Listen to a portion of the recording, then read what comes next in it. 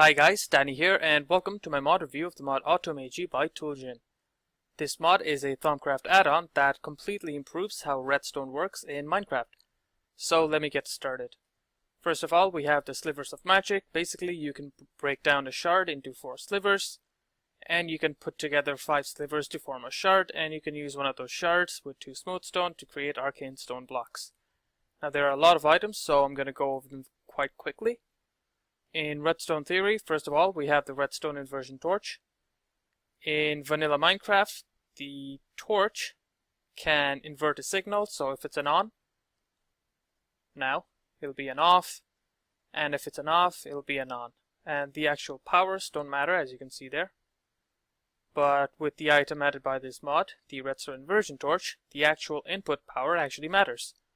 So the max power is 15, so over here we have power 9, so the output power will be 15 minus 9, which is 6. And if I increase that by a bit, so right now it's 12, so it'll be 15 minus 12, therefore 3. And that is the Redstone Inversion torch. Next we have the hourglass, which is basically a very simple timing device.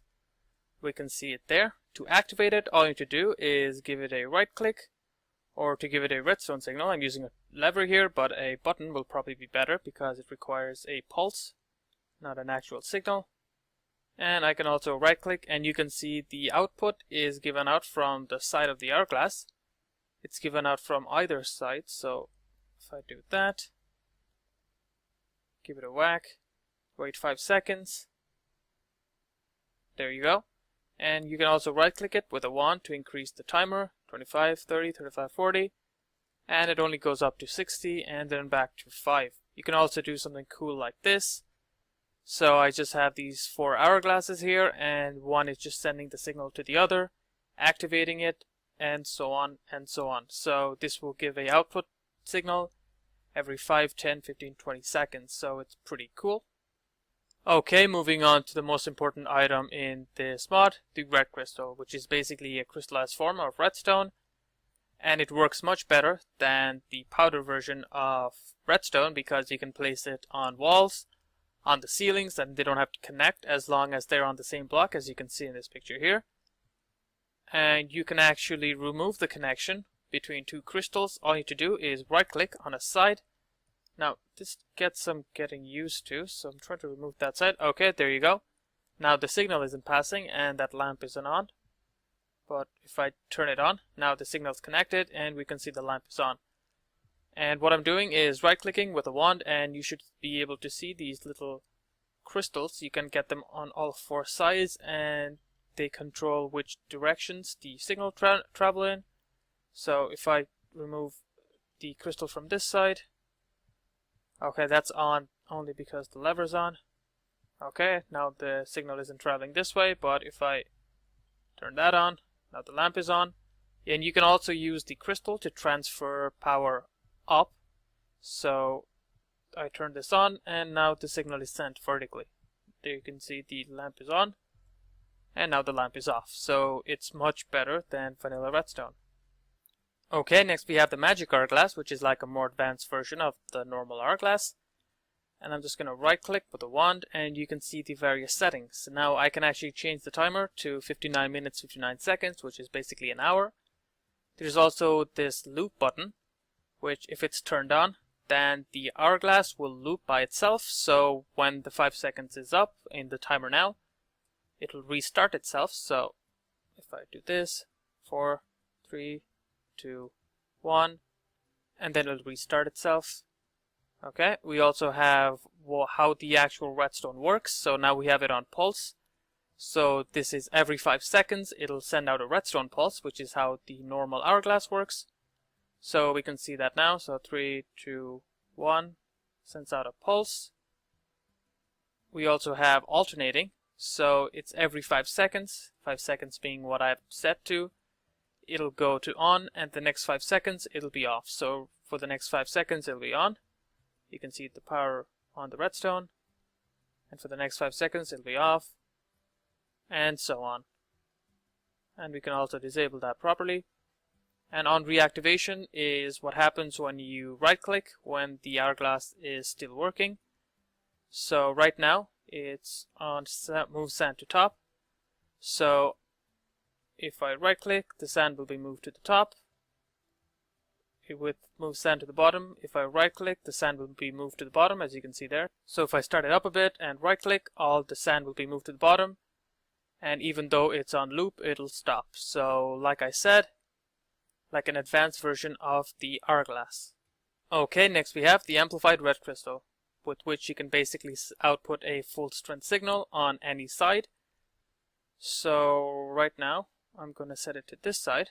Oops. Like I said, this is kind of tricky to get used to, but once you do, it'll be fairly simple. So now I flick this lever, and even though the power here is 12, the output will still be 15, as you can see there. And it'll continue being 15 for the amount of numbers or the red crystals you see in the brackets. So for 17 more red crystals, it'll be 17. However, that only applies for red crystals. So if I change that to here and turn this lever off and this lever on, we can see that it still goes down like normal for powder redstone, because like I said, it only works for red crystal. So if I remove that there and got normal red crystal, we can see the power output is still 15. So there you go, that's the amplified red crystal. Okay, next we have the dense red crystal, which basically prevents any signal lower than the one you set it to from passing. So right now I have it set to a minimum 6, and the power there is 13, so over there it's 12, as you can see there. So it can pass through, but if I right click and make it higher to 13, 14, we can see that the power is turned off, because while the input power is 13, so it wouldn't work. But if I change it back to anything lower than 13, it should work. So there you go. Okay, next we have the dim red crystal, which allows you to cap a signal strength, and you can cap it by right clicking with the wand. So right now it's on 1, so that means for any power at all, it will change it so it'll act as if the red crystal has a power of 1, so that the next one should be 0. I right click to change it.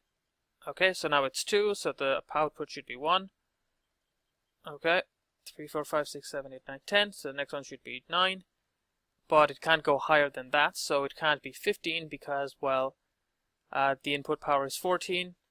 So like I said, the crystal can only output power that is lower than the input signal.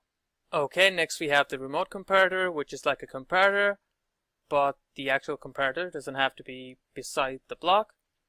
And to use it, you require the crystalline eye, and with it you can right click on a position or a block and it'll be attuned to that.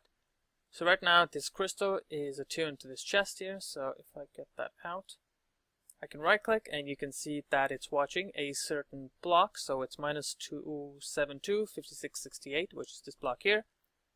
I put it back in there and it's giving out a signal because, well, this chest is full. But if I empty this chest, you can guess what happens. The signal goes down. So here we go. The signal is now lower because the chest is less full. But if I was to increase it, so here we go, it was 8 there, and I just throw in more stacks, it should be 12. So there you go, that's how it works. Next we have the V-Reader, which allows you to calculate how full or empty a warded jar or say an aura node is. There are two ways of using this. You can either place the V-Reader directly beneath the block to be read, or a jar or a node, or you can also link the crystalline eye of a remote comparator, which is the thing here, to the block, and you can place the remote comparator on top of the V-Reader. Now there are various ways to configure it, which you can read there, and you can also use it to check if a item has the necessary aspects or not for Infusion Crafting. If you right click the V-Reader with your wand, you can see these slots here where you can throw in labels with various aspects attached to them. So you can specify a certain aspect, you can change the mode, any, which is low, disabled, total, any high, any low, and back to disabled. The different capacity, the different sites to output the signal from, and whether you want to invert it or not. And all that is fairly simple, and it's contained in the book here, so you can just read it from there. Okay, next we move on to these different maws.